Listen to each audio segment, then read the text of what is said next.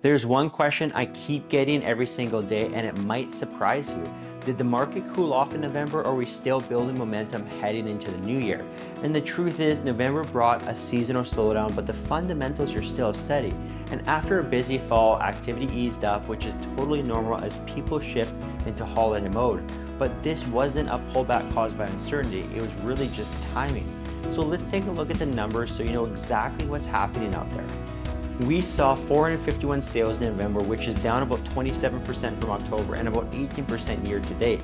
It's slower, yes, but not unexpected for this time of year. Now, inventory is where the story gets interesting.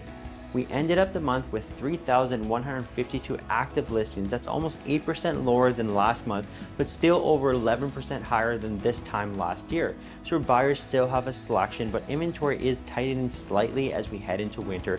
And that's something to watch because tightening supply can shift confidence back towards sellers.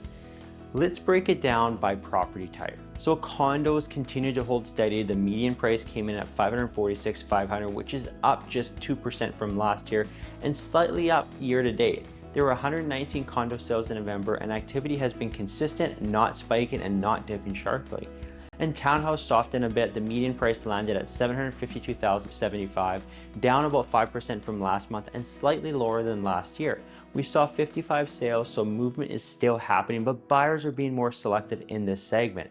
Single-family homes, the category most people watch, saw a small adjustment. The median value came in at $1,132,750, which is down roughly 2% month over month and about 1% from last year.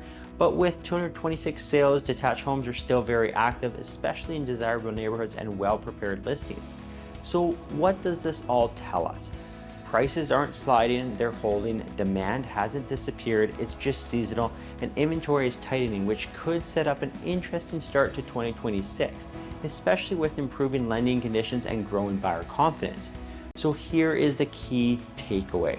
If you're a buyer, there's still a window. Reduced competition, steady pricing, and more negotiating room than we had in the peak spring months.